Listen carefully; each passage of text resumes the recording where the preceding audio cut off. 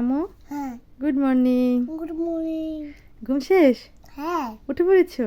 হ্যাঁ উঠে কি শুরু করছো তুমি? ওরে এটা খাই শুরু করছি। এটাই খাওয়া শুরু করছো? এটা কি বলো তো? নাটু নাড্ডু? কি?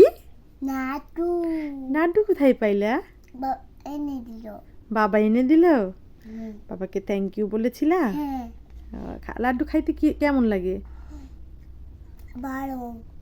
টেস্টি? হ্যাঁ চাচ্ছি। ইয়াম্মি না? হুম, আমি তো জীবনেও লাড্ডু খাই নাই। খাবা খাওয়া না। না।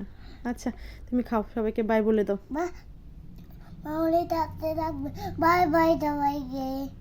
আসসালামু আলাইকুম সবাইকে। মেয়ের সাথে গল্প গুজব শেষ করে চলে এসেছি রান্না করতে।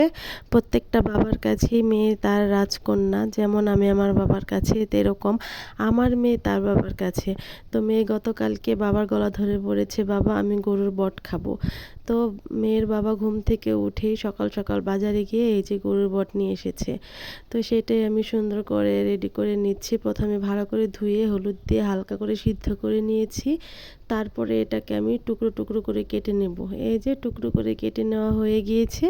এখন এটাকে আমি রান্না করে নেব। আমার মেয়ে ছোট মানুষ, কিন্তু এই ভুঁড়ির মধ্যে সে কী পাইছে আমি জানি না।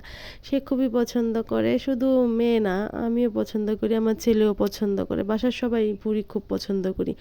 আমার বাবার বাড়িতে কোনো দিনও ভুঁড়ি খাওয়া হয়নি, কারণ আমার বাবার বাড়ির কেউই ভুঁড়ি পছন্দ করে না। কিন্তু আমি শ্বশুর বাড়িতে এসে এই ভুঁড়ি খাওয়াটা শিখেছি। আমার শ্বশুর আব্বা খুবই ভুঁড়ি পছন্দ করতেন। তো সেখান থেকে আমার এই ভুঁড়ি খাওয়া শেখা। ধন্যবাদ সবাইকে ভিডিওটি দেখার জন্য। আল্লাহ হাফেজ।